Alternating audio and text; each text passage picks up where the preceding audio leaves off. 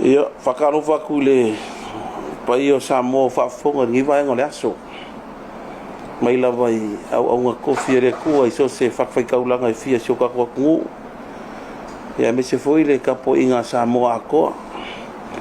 Mai on kupu mai ia o ainga umo sioka kua kungu. Ka alo foi le kapo inga kako malo.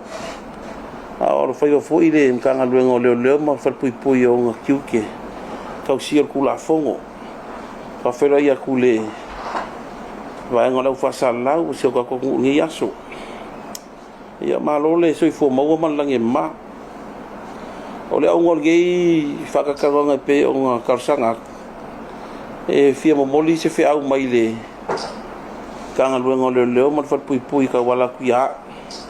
Ia wafo i le alo ako sioka kua kungu i aso fia whai o le kausanga.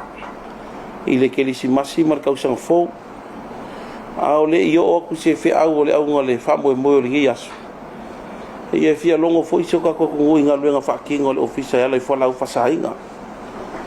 Mo le sira fia e le mamalo le kungu o le ngai ama yaso. Aso sfubo te sema lua febo lima se o le aso lua koro te sema. Ia fiku ngia sfainga sa whakingo inga. O sfainga ia fiku le ko kilo i mea ia ko sisila inga. Sa maua mai whale ia. Ia afia ia. Ia pai ula ile whalau whasainga o le aisa. Ia o se vaenga o aisa. Ia o ngi maluanga o umba o ngā whaapuru mo whakawinga. Ia me se fo ingi kingo i kupe sa maua. O i lang kau sa mo lia es whainga ia fiku. Ia sulmar fiku. Lua ia kamaikai ia sfulima ia kenge. La kou mai ia leo kau fia. Ia vavainga leo mo le aso. La su fiko fe puali kau sang fo e vala wai.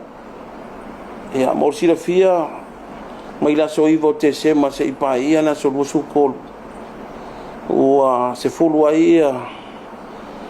Ia os fa ingam kanga luenga. Ma ua fa inga mo li ingi sie fast food fa. Ko su limang ia li ia mangi ki ngapong ka mai kai sko iwa.